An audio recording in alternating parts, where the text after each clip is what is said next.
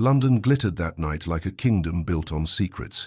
Lanterns glowed against the velvet sky, carriages rolled in polished procession toward the Hawthorne masquerade, and every whispered rumor fluttered through the air like silk. It was the one night of the season when masks allowed the truth to slip into shadows and desire to show its face.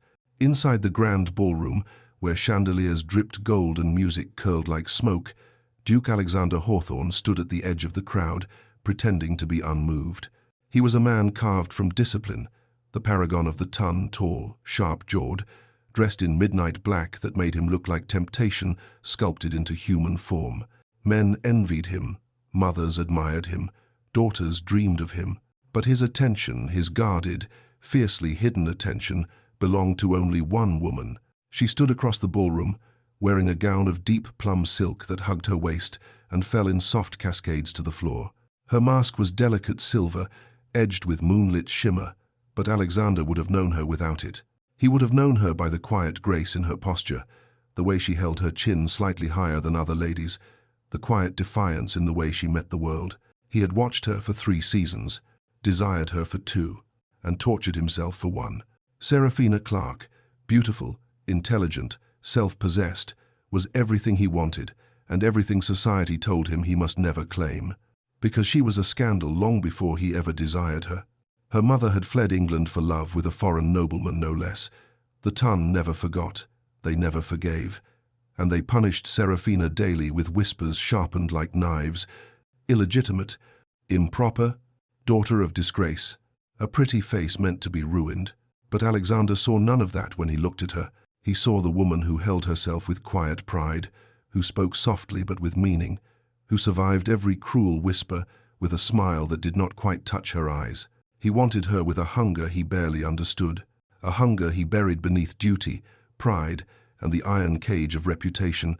But tonight he could stare without consequence. A masquerade gave him permission he did not deserve. His gloved hand tightened around the stem of his wineglass as she stepped into the light, her gown shimmering like twilight poured into silk. She didn't know she was the loveliest woman in the room. That was what made her dangerous. If she had known, she might have used it. She might have broken him long ago. As she passed a group of gossiping ladies, he saw it, the faint flicker of hurt she quickly masked when they turned their fans away from her. Society's cruelty clung to her like smoke. Alexander's jaw tightened. He wanted to cross the room, take her hand, and make the entire ballroom kneel in apology. But he remained still, unmoving, unreachable. The Duke of Hawthorne could desire a woman privately but secretly, shamefully, endlessly. Then, as if pulled by an invisible thread, Serafina's eyes lifted and met his. A jolt shot through him, raw, electric, undeniable. Her steps faltered, her breath caught. The world narrowed to 2 masked figures staring across a sea of glitter and gossip. He did not look away. He couldn't. Slowly, as though testing the strength of the moment, she tilted her head. Her gaze didn't tremble, didn't shy, didn't retreat. She saw him. Not the Duke, not the title. Him. The man who had spent years hiding the ugly truth. He wanted her more than he had ever wanted anything. Music swelled around them. Coupleless, spoon. But the air between Serafina and Alexander thrummed with a different rhythm, one that ignored propriety and whispered something dangerous. For the first time since he began desiring her, Alexander felt her look back, not with fear, not with shame, but with a spark that set his body alight. His heart hammered, his throat tightened. He took a single step forward and froze, because approaching her would mean acknowledging everything he had denied, everything he craved, everything society would rip from her hands if they discovered the Duke of Hawthorne wanted the most scandalous woman in the ton. He forced himself still. But Serafina, she smiled, a small, knowing, breathtaking smile. Then she turned away, disappearing into the crowd like a secret he had almost been brave enough to touch. Alexander exhaled sharply. No mask could hide the truth now. He was no longer in control of his desire. Tonight had changed something, and for the first time, he wondered not whether he could resist her, but whether he even wanted to. Because the truth was clear as candle flame. She was the Duke's secret desire, and tonight, desire had looked back. By the next morning, every townhouse, tea table, and dressing room in London Hummed with the same poisonous melody, Serafina Clark had caught the Duke of Hawthorne's eye. Not in admiration, not in affection, in scandal. The Tun did not need proof to sharpen its claws. It needed only a name, and Serafina's was its favorite target. She learned this long before the masquerade, long before she understood desire, long before she knew what it meant to walk into a room and feel 100 judgments cling to her like smoke. Her mother's story had become her inheritance. Not gold, not lands, not legacy, but whispers, cruel, relentless whispers. Years ago, Lady Eleanor Clark had eloped with a foreign nobleman, a man of charm and promises, who vanished as quickly as he arrived. The Tun decided Eleanor was wicked, immoral, unfit for English society, and children, as always, became the casualties of their parents' sins.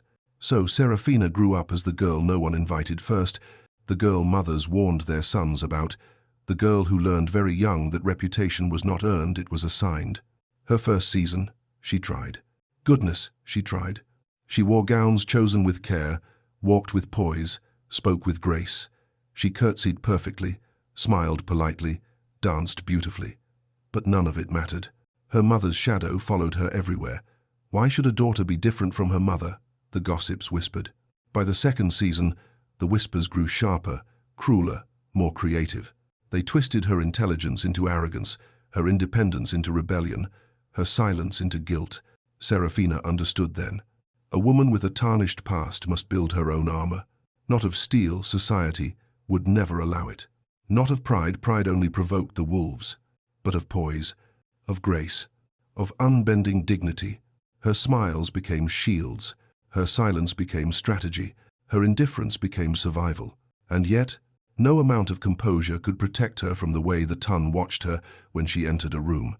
Every glance seemed to say, she may be lovely, but she will ruin someone. She may be polite, but she carries her mother's disgrace. She may be desirable, but never respectable. But it was what happened after the masquerade that marked her forever. Because for the first time, Serafina was not merely gossiped about. She became the centerpiece of a scandal she hadn't created. That night, when the Duke's gaze lingered too long, when he stepped toward her with desire written plainly in the stiffness of his shoulders, when she allowed herself one unguarded smile, the room noticed. A Lady Selwyn murmured, "Did you see him watching her?" A Viscount sneered, "The Duke must be desperate indeed." A debutante giggled, "How shameless she is catching a Duke's attention like that." The story twisted itself by morning. Serafina had tempted him, trapped him, provoked him. Women always bore the blame, and yet there was a kernel of truth buried beneath the cruelty. She had seen the way the Duke looked at her. She had felt the pull between them, unsettling and intoxicating. She had smiled back. But in the quiet of her room, when dawn touched her mirror, she whispered the truth she would never confess aloud. I wanted him to look at me, because Alexander Hawthorne did not see her as a rumor, a shadow, a scandal. He saw her, the woman beneath the whispers, the fire beneath the quiet, the strength beneath the scars. But that made everything more dangerous, because the Duke's attention was not a blessing, not for a woman like her.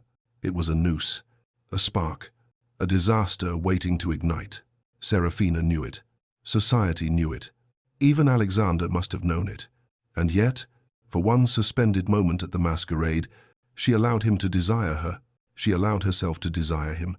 It was foolish. It was reckless. It was unforgettable, but London did not forgive such moments. The next afternoon, as she attempted a quiet walk through Hyde Park, she heard it. Poor thing, trying to pretend she belongs. She'll ruin some gentleman soon enough. Did you hear? The Duke of Hawthorne was seen staring at her. A clerk capturing a duke. Impossible, improper. She kept walking. She kept her chin high. She kept her eyes forward. But inside, something cracked. Not because she was ashamed, but because she was tired. Tired of being punished for a story she didn't write. Tired of being judged for a past that wasn't hers. Tired of wanting something she was never allowed to have. By the time she returned home, she had made a decision. No more dreams. No more stolen glances. No more allowing desire to reach the surface. She would bury every flutter of feeling she had for the Duke, deep enough that the Tun would never sense it, deep enough that he would never see it again. But fate does not care for decisions. And desire does not care for reputation. Because that same evening, as rain whispered against her window, Serafina found a single calling card slipped beneath her door. Hawthorne. The Duke requests a private conversation. Her heartbeat stilled, her breath stopped. The Duke Alexander, the man who was both her danger and her undoing, was coming for her, and every scandal she had survived was nothing compared to the one that was about to begin. The Duke's calling card sat on Serafina's writing desk like a forbidden jewel, small, simple, but capable of destroying everything she had rebuilt. The name engraved in perfect silver script seemed to glow in the candlelight. Alexander Hawthorne, Duke of Hawthorne. She stared at it for a long moment. Her heart wanted to race. Her pride refused. Finally, she slipped the card away in a drawer out of sight, out of temptation.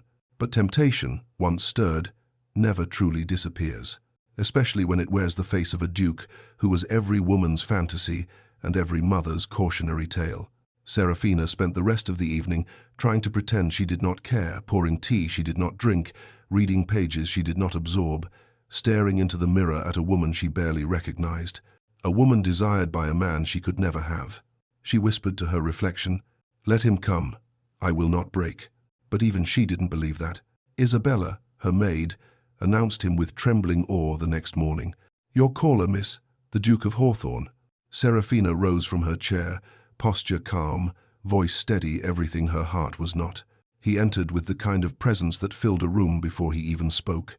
Dressed in a dark brocade coat, boots polished to mirror shine, hair slightly tousled from the wind, he looked more like a storm than a man. His gaze swept over her not greedily, but with the quiet devastation of someone who has been starved and suddenly sees food.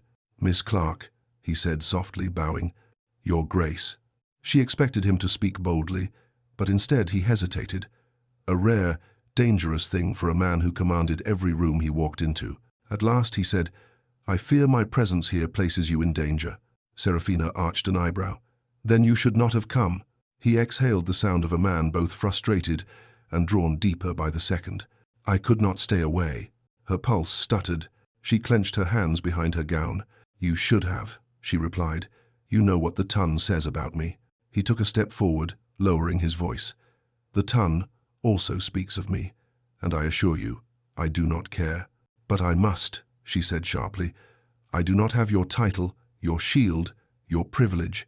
A single misstep ruins me." His jaw tightened as though the reminder wounded him. "Then let me protect you." Serafina laughed softly, bitterly. "A duke cannot protect a woman like me. You can only expose me to deeper ruin." He flinched at her honesty, but instead of retreating, he stepped closer, close enough that she felt the warmth of his breath. "Then allow me to help you in another way," he murmured. "A rumor has begun that you chase my attention." Her blood went cold. "I do no such thing." "I know," he said quickly, "and that is why I ask this of you." He reached into his coat and produced a parchment. She studied it carefully. It was an invitation to his country estate, Hawthorne Court, under the guise of a private gathering to secure respectable marriage prospects. Serafina's eyes narrowed. "Your Grace, are you offering your home as some form of charity?" "No," he said, voice firm. "I am offering you space, distance, protection from gossip." He swallowed. "And perhaps a chance to know you without 100 eyes watching." Her chest tightened at the honesty in his voice. He wasn't pretending. He wasn't posturing. He was asking. Her breath whispered out, "But why me?" He didn't answer immediately. When he finally spoke, it was quiet, too quiet. "Because you are the only woman in London I cannot stop thinking about." The truth hit her like a shock, heat blooming under her skin. She looked away. "Your desire is a danger I cannot afford." He stepped closer, close enough to feel. "And yet," he whispered, "you still allow me near." She stiffened. He was right. Her voice trembled despite her best efforts. "I cannot go to your estate. It will ruin me." "It is already ruining you," he said gently. "The gossip, the judgment, the whispers." She flinched. He saw. "And," he added, voice dipping lower, "it is ruining me too." Her breath hitched. "You? A duke ruined?" "Yes," he said quietly, "by wanting what I should not want, by wanting you." Her heart thundered. Her hands shook. "Alexander," she said softly the first time she dared say his name. His eyes darkened. "Say it again," he murmured. Her lips parted, breath trembling. "No." She steadied herself. "This, whatever this is impossible." He nodded slowly. "I know." "Then why ask me to come?" He held her gaze, and in that moment, everything he felt was carved into every line of his face. "Because I would rather face scandal with you," he whispered, "than face desire without you." Her breath collapsed in her chest. Her resolve cracked. Silence stretched between them, heavy, breathless, undeniable. Then slowly, painfully, beautifully, she reached out and took the invitation from his hand. His fingers brushed hers. A spark shot through both of them. Desire, real, unforgivable, irresistible. She forced her voice steady. "I will consider it." Alexander bowed, eyes never leaving hers. "Then I will hope." He left her standing there amid the quiet, her pulse racing, her world trembling. Because she knew the truth, she could no longer outrun. Accepting his invitation would be the beginning of a scandal, but refusing it might be the death of her heart. Hawthorne Court rose from the countryside like a secret carved into the hills, grand, secluded, wrapped in ivy and shadow. When Serafina arrived 3 days later, she told herself it was only for safety, only for distance, only for the sake of repairing her name. But the truth was simpler, more dangerous, more honest. She had come because she could not stop thinking about him. The Duke greeted her in the great entrance hall, his posture straight but his eyes burning with something he refused to name. He bowed, the gesture deeper than necessary, as though he feared everything he wanted might spill out if he looked at her too long. "Miss Clark," he said. "Your Grace," she replied, though her voice was softer than she intended. Their gazes met just for an instant, and already the air shifted. Hawthorne Court was vast, filled with long, sunlit corridors, libraries that smelled of parchment and cedar, and gardens where magnolias swayed like dancers. The guests invited for her future prospects were politely cordial, offering compliments and conversation she neither desired nor believed. But it was Alexander she felt everywhere. Not in words, he barely spoke to her except when required, but in glances, in moments, in breaths. She would walk into a room and feel his eyes follow her like a shadow made of longing. She would hear his footsteps in a corridor and feel her pulse lift helplessly. She would sit in the library pretending to read and sense him standing just close enough to steal her breath without touching her. He was everywhere she turned, everywhere she tried not to look, everywhere she tried not to feel. Desire waited between them, silent and ruthless. On the 4th evening, rain lashed against the windows, turning the estate into a world of flickering candlelight. The guests gathered in the music room, where a fire crackled brightly and a harpist played a soft, aching melody. Serafina stood by the window, fingertips touching the cool glass. The storm outside reflected the one inside her, restless, sharp, heavy with unspoken truth. Alexander entered quietly, as though drawn to her by gravity alone. He said nothing, only stood beside her, close enough that she felt the heat of him seep through her gown. She did not look at him, not at first. "Does the storm unsettle you?" he asked softly. "No," she whispered, "only myself." He inhaled sharply, whether in pain or understanding. She couldn't tell. "Serafina." Her name in his voice was a confession, a surrender, a plea. Slowly, she turned to him. Lightning flashed, and in its silver glow, she saw the truth carved raw across his face: desire, restraint, torment. "Alexander," she breathed, "you must stop looking at me like that." "Like what?" he whispered. "Like you want me more than your reputation." He didn't deny it. He couldn't. His voice broke as he said, "I have wanted you for far longer than is proper, far longer than is wise." Her breath trembled. "And if someone sees us—" "I do not care," he said quietly, fiercely. "I only care that you're here." He stepped closer. Her back brushed the window pane. Their breaths mingled, warm against the cold storm beyond the glass. She felt her resolve shatter, piece by trembling piece. Her voice was barely a whisper. "This will ruin us." His hand lifted, stopped, hovered inches from her cheek. "I know." "Then why?" "Because," he breathed, "I cannot keep pretending I do not feel this." The music swelled behind them, a haunting, slow melody that felt like fate humming through the air. Serafina's pulse thundered so loudly, she wondered if he heard it, if he felt it. If he desired it as much as she feared she did, still, they did not touch. Not yet. Not quite. But the small distance between them was alive, flaming, unbearable. The door to the music room opened suddenly. Lady Evelyn Harrow, one of the guests, swept in with a fan in her hand and ambition in her eyes. She stopped. Her gaze landed on Serafina and the Duke, too close, too breathless, too obvious.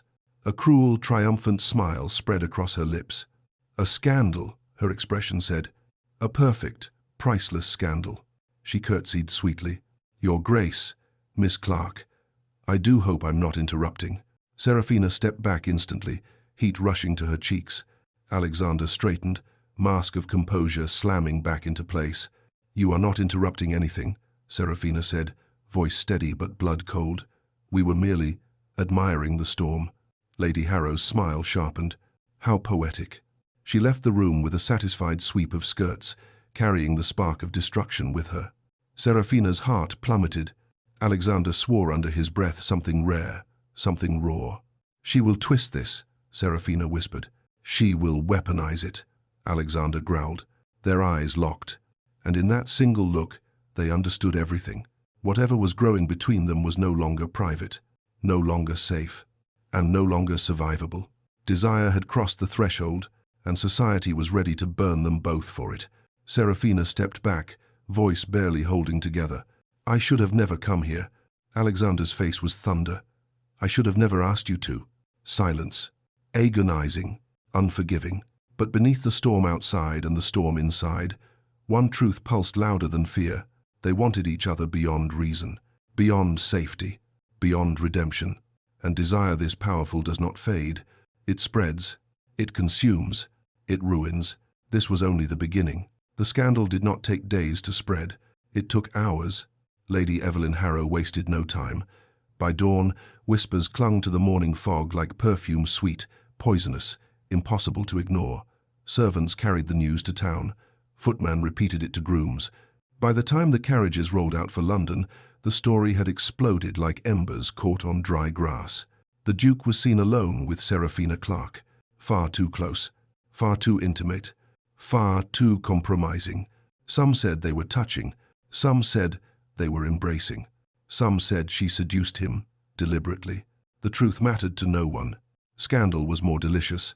Alexander Hawthorne had weathered war-room debates, political duels, and Parliament's fiercest tempers, but he had never felt fear like he did now. Not for himself, but for her. Serafina, his desire, his undoing, his responsibility. He stormed into his study, slamming the door behind him so hard the windows shuddered. His valet lingered nervously in the doorway. "Your Grace, the guests are packing. They say the scandal is too great." Alexander's voice was deadly calm. "Let them leave. And Lord Pembury says London will expect." "I do not give a damn what Lord Pembury expects." The valet swallowed. "And Miss Clark, sir?" Alexander froze. "What about her?" "She is in her room. She has not come out." The Duke closed his eyes. He imagined her there alone, trembling, drowning in shame she never deserved. He set his jaw. "I will speak to her." Serafina stood at the window of her guest chamber, hands clasped so tightly her knuckles blanched. Below, she watched the other guests flee Hawthorne Court like frightened birds. Carriages rolled away. Voices carried. Fans fluttered in terrified gossip. She caught pieces of it from the open window. "Reigned, surely. What did you expect? Look at her mother. Poor girl, she'll never marry now. The Duke will have to deny her." Serafina's breath hitched. Her chest tightened painfully.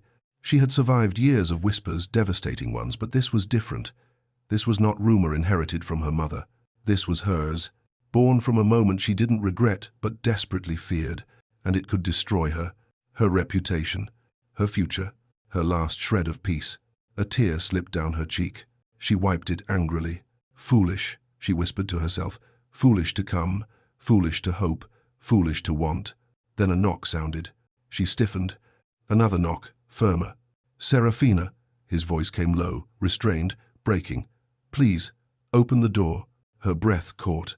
Part of her wanted to stay silent. Part of her wanted to lock the past behind wood and distance. But she opened it. The Duke stood there, shoulders tense, eyes dark with worry, hair slightly mussed as if he'd been running his hands through it relentlessly. Serafina. Her name again, spoken like an apology and a prayer. She turned away from him, speaking through clenched teeth. You should return to London, deny what happened. Let the world believe I chased you. He stepped inside, closing the door behind him. I will not deny you. She laughed harsh, brittle. Then you doom me. He moved closer. I doom you by telling the truth? You doom me by being a duke, she cried, spinning to face him. Anything you touch becomes a headline. Anything you desire becomes a scandal. Anything you stand near becomes dangerous. He flinched, but did not retreat. I never meant for this to happen, he whispered. No, she said softly. You meant to want me quietly, safely, comfortably, as your secret. His eyes widened. That's not, isn't it? She stepped closer, chest rising with each breath. You wanted me in longing, but desire in shadows is not love, Alexander. It's cowardice. He stiffened as if struck. You think me a coward? I think, she whispered, voice trembling, that if you truly cared, you would not let me face this alone. Silence. Thick. Heavy. Suffocating. Then he said the words she never expected. Come with me. She blinked. What? To London. To face them together. He swallowed. Let me stand beside you. Let me shield you. She shook her head, tears finally spilling. You cannot shield me. A duke does not shield a woman like me. He destroys her, even by wanting her. He stepped closer, cupping her face with trembling hands. Serafina, tell me to stop wanting you, and I will try. Tell me to forget you, and I will break myself to obey. But do not tell me I am the weapon that ruins you. I would rather tear down my own reputation than let it be the blade against your throat. Her breath stilled. His forehead touched hers. I choose you, he whispered. Even if it ends me. Her tears fell freely now. She whispered, and what if choosing you ends me? He pulled back, eyes fierce. I will fix this. How? She demanded. With truth. Truth, she whispered. The truth is that desire is not enough to fight society. He took her hand, lifting it gently. No, he murmured, but love is. Her lips parted in shock. My love, he continued, voice trembling. I have tried to deny it. I have tried to bury it. But last night, I knew. I knew when I saw fear in your eyes. I knew when gossip rose against you. I knew. His voice cracked. I love you, Serafina. I love you in a way I cannot control, cannot silence, cannot hide. Her breath broke. For the first time, she saw Alexander not as a duke, but as a man on the brink of losing the one thing he cared for. And suddenly, the world shifted. Not safer, not kinder, but honest. She whispered his name, Alexander. He cupped her face, gently, reverently. If you leave, he said, voice shaking, I lose everything without ever touching it. If you stay, I will fight for you, against them, against the Queen, against myself, if I must. She closed her eyes. And what of the scandal? She murmured. He leaned closer, voice a low promise against her lips. Then let the scandal begin with me.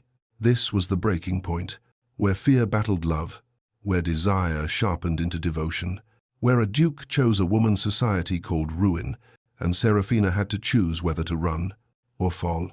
The sky above London was an iron-grey sweep of clouds the morning they returned, a fitting backdrop for the storm they were about to walk into. News of Hawthorne Court's compromising incident had reached the capital long before their carriage wheels touched the cobblestone. Everywhere they passed, curtains twitched, heads turned, whispers followed like a poisonous breeze. Serafina sat rigid, hands locked in her lap, trying to convince herself she hadn't made a terrible mistake. That choosing to stand beside him wasn't the ruin she had always been warned about. That love, fragile, frightening, impossible, might actually save her rather than destroy her. Across from her, Alexander watched her with a quiet, fierce protectiveness that somehow made the fear worse, because she was not used to being someone's priority. She was used to being someone's warning. Whatever awaits us, he said softly, I face it gladly as long as you are beside me. Her breath trembled. And if society never forgives, he reached for her hand. Then let them drown in their own hypocrisy. But Serafina knew better. Society did not drown, it devoured. They arrived at Buckingham Court by royal summons, and summons were not invitations, they were commands. The massive doors opened, and the great hall swallowed them in silence. Every noble house was present, rows of silk and velvet, jewels and sneers. Whispers shot through the chamber like sparks. That's her. The Clark girl. Look how shameless she stands beside him. Serafina forced her chin higher. Alexander offered his arm. She refused it not in rejection, but in defiance of the notion that she needed his support to stand tall. The queen sat on her throne with her advisors arrayed around her. Her gaze was sharp enough to cut stone. "Duke Hawthorne," she said coolly, "you have brought quite a complication." Alexander bowed. "Your Majesty, the complication is mine to answer for." "And Miss Clark?" The queen's eyes narrowed. "Does she answer for nothing?" Serafina stepped forward before Alexander could speak. "With respect, Your Majesty," I answered, "for a sin I did not commit the moment I was born." A rippling gasp filled the hall. Alexander's eyes widened in shock, but the queen raised a brow, intrigued. Serafina continued, voice steady, "All my life I have been judged by shadows, my mother's, my status, my lack of fortune. I have endured scorn with grace, but I will not endure lies." Lady Evelyn Harrow, lurking near the front, stiffened. Serafina's gaze locked on her. If anyone should explain themselves, perhaps it is the lady who mistook a conversation for an embrace and a moment for a scandal. Gasps. Heads whipped around. Lady Evelyn pallid. Alexander stepped forward, voice thundersoft. "Miss Clark speaks the truth. Nothing happened that night. Nothing dishonorable. But something did," the queen said. "A duke compromised his reputation, perhaps willingly, for a woman society has deemed unworthy." Alexander's jaw hardened. "She is worthy of far more than society." "Oh?" the queen asked. "And what would you give her then? A quiet apology? A private reassurance?" "No," he said, loud enough to echo through the hall. "I intend to give her my name." The hall erupted. Shock, outrage, envy, chaos. Serafina froze, breath torn from her chest. The queen lifted a hand, silencing the room instantly. "You would marry her?" she asked slowly. "Knowing it will tarnish your reputation forever?" Alexander turned to Serafina. His voice softened deeply, reverently. "My reputation is a title, a whisper, a feather in the wind. But she," his voice cracked, "she is the woman I love, the woman who walked through fire and still stands with grace, the woman I will spend my life fighting for, if she will allow me." Tears stung her eyes, unwanted, unstoppable. He wasn't doing this because he had to. He was doing it because he chose to. The queen studied them for a long moment, her expression unreadable. Then she said, "Miss Clark, do you accept the Duke's proposal?" Time froze. Everyone waited breathless, eager to witness her fall or her rise. Serafina looked at Alexander, at the man who wanted her openly, at the man who offered his future with trembling sincerity.